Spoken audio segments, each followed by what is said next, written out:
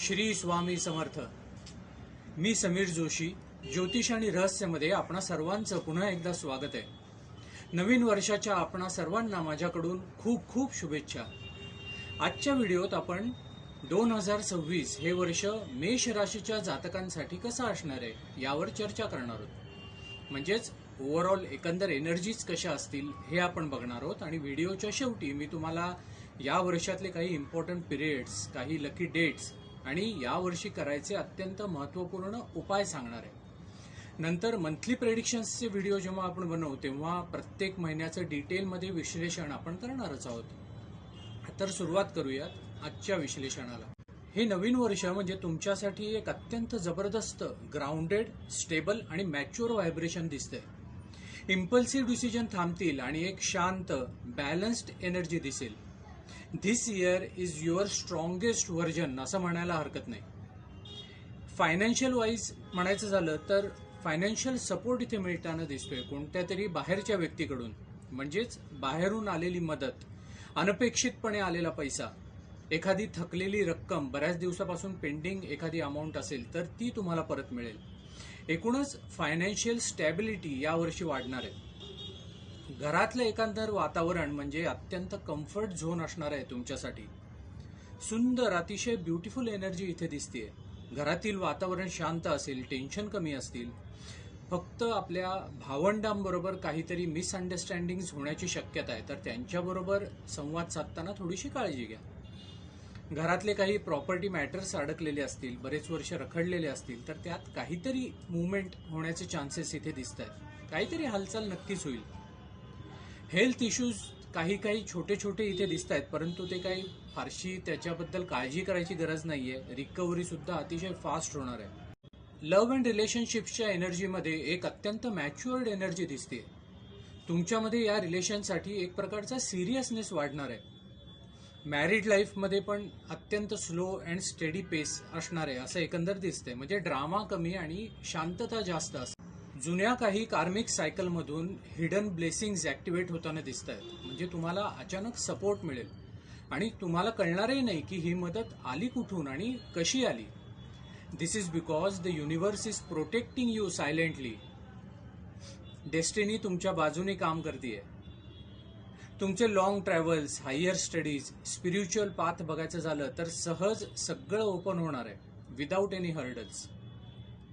करिअरसाठी मात्र थोडंसं कन्फ्युजिंग वर्ष हे दिसतंय. थोडेसे डाऊट्स, कन्फ्युजन आणि दिशा सापडण्यात थोडासा प्रॉब्लेम होणार आहे. म्हणजे कामाची दिशा बदलण्याची तुमची इच्छा मात्र दिसून येते, परंतु थोडेसे कन्फ्युजन झाल्यामुळे तुम्हाला मेजर डिसिजन घेता येत नाहीये. कुठलाही निर्णय अतिशय काळजीपूर्वक घ्या. एक्सपर्टकडून काहीतरी गायडन्स घ्या. मेजर करिअर शिफ्ट शक्यतो अवॉइड करा यावर्षी. तुम्हाला हवं ते हळूहळू मिळेल, परंतु थोडासा पेशन्स ठेवायची गरज आहे. यावर्षी एक्सपेन्सही वाढणार आहेत, परंतु ते प्रोडक्टिव्ह कामांसाठी. म्हणजेच ट्रॅव्हलिंगसाठी तुम्ही खर्च कराल, काही हायर लर्निंगसाठी खर्च कराल, स्पिरिच्युअल काही गोष्टींसाठी खर्च होईल, सेल्फ इम्प्रूव्हमेंटसाठी काही खर्च इथे दिसून येते, which is good. Inner healing तुमची यावर्षी चालू होणार आहे. आता बघूयात या वर्षातले काही टर्निंग पॉइंट्स. फेब्रुवारी 15 ते 28 या पिरियडमध्ये ॲक्शन आणि स्टॅबिलिटीची एनर्जी आहे. म्हणजेच करिअर आणि हेल्थमध्ये काहीतरी ब्रेक थ्रू होण्याचा संभव इथे आहे.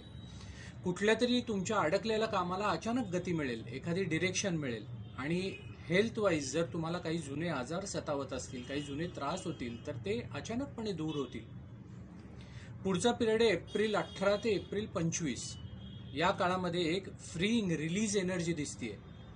म्हणजे घर आणि प्रॉपर्टी यामध्ये काही वाद असतील किंवा काही टेन्शन्स चालू असतील तर ते रिलीज होतील आणि ते जे वाद आहेत ते अचानकपणे डिझॉल्व्ह होतील. ती कामं सहज साध्या पद्धतीने मार्गी लागतील. अशीच सिमिलर एनर्जी जून 10 ते जून 20 या पिरियडमध्ये पण दिसणार आहे. मग तुमची जुनी रखडलेली काही कामं असतील तर ती अचानकपणे मार्गी लागतील. काही लॉंग पेंडिंग अमाऊंट तुमची असेल, खूप दिवसापासून, खूप वर्षापासून रखडलेली एखादी रक्कम असेल तर ती अचानकपणे तुमच्या हाती लागायला सुरुवात तरी होईल. काहीतरी मुवमेंट नक्की दिसेल. पुढचा पिरियड आहे ऑगस्ट 9 ते ऑगस्ट 22. याच्यामध्ये तुम्हाला अनसीन सपोर्ट मिळणार आहे. म्हणजे हिडन ब्लेसिंग्सचं आपण जे मगाशी बघितलं त्याप्रमाणे कोणाची तरी अचानक तुम्हाला मदत मिळेल, पण तुम्हाला नाही कळणार की ही मदत कुठून आली आणि कशी आली. अनएक्सपेक्टेड सपोर्ट तुम्हाला या पिरियडमध्ये मिळणार आहे.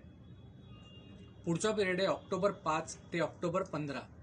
हा स्टॅबिलिटी शिफ्ट एनर्जीचा पिरियड आहे. म्हणजे करिअर कन्फ्युजन जे तुम्हाला एवढ्या दिवसापासून चाललंय त्याच्यामध्ये तुम्हाला काहीतरी क्लॅरिटी मिळेल, एक योग्य दिशा मिळेल. पुढचा पिरियड आहे डिसेंबर 12 ते डिसेंबर 21. या काळामध्ये आध्यात्मिक प्रगती आणि इनर हिलिंग याचा काळ आहे. म्हणजे तुम्ही अध्यात्माकडे जास्त लक्ष द्याल, आपल्या स्वतःच्या डेस्टिनीची अलाइनमेंट कशी करायची याकडे तुम्ही जास्त लक्ष द्याल. तुमच्यासाठी काही लकी डेट्स या वर्षासाठी आहेत. 22 फेब्रुवारी, 18 एप्रिल, 7 जुलै, 25 सप्टेंबर आणि 12 डिसेंबर. तर कुठलेही इम्पॉर्टंट डिसिजन्स तुम्हाला यावर्षी घ्यायचे असतील, मग ते फायनान्शियलच्या बाबतीत असो किंवा नवीन कार्याच्या सुरुवात करण्याच्या दृष्टीने असो, घरात काही धार्मिक कार्य करण्याच्या दृष्टीने असो किंवा काही कॉन्ट्रॅक्ट वगैरे तुम्हाला साईन करायचं असेल, तर या तारखांना करा, म्हणजे तुमचं ते काम सहज मार्गी लागेल. काही रिमेडी मी तुम्हाला सांगतो यावर्षी करायच्या. रोज सकाळी 5 मिनिटं ग्राउंडिंग रिच्युअल करा. ग्राउंडिंग रिच्युअल म्हणजे काय, तर जमिनीवर मांडी घालून बसा आणि आपले दोन्ही हात असे जमिनीवर ठेवा, टच करा जमिनीला आणि शांतपणे बसून राहा 5 मिनिटं. याच्यामुळे आपल्या शरीरातील जी काही निगेटिव्ह एनर्जी असेल ना, ती ऑटोमॅटिक ग्राउंडेड होईल आणि तुमचं मन शांत होईल. दुसरा उपाय म्हणजे जसं जमेल, जसं तुम्हाला शक्य आहे तसं झाडांना पाणी द्या आणि आठवड्यातून एकदा घरात तिळाच्या तेलाचा दिवा लावा. याच्यामुळे तुम्हाला मेंटल क्लॅरिटी मिळेल, इमोशनल पीस मिळेल आणि रिलेशनशिप्समध्ये स्टॅबिलिटी मिळेल. 2026 हे वर्ष म्हणजे सूर्याचं वर्ष आहे आणि मेष राशीचा जो स्वामी असतो ना, तो मंगळ असतो. तर सन मार्स फ्रिक्वेन्सी या वर्षी ऍक्टिव्हेट होणार आहे. म्हणून एस्पेशली मेष राशीच्या व्यक्तींनी आपल्या शरीराची हीट वाढणार नाही याची काळजी घ्या, आपले शरीर डिहायड्रेट होणार नाही याची काळजी घ्या आणि भरपूर पाणी प्या. हे विश्लेषण तुम्हाला आवडलं असेल तर व्हिडिओला लाईक जरूर करा. चॅनलला जर तुम्ही अजूनही सबस्क्राईब केलं नसेल तर जरूर सबस्क्राईब करा. भेटूयात पुढच्या व्हिडिओमध्ये. श्री स्वामी समर्थ.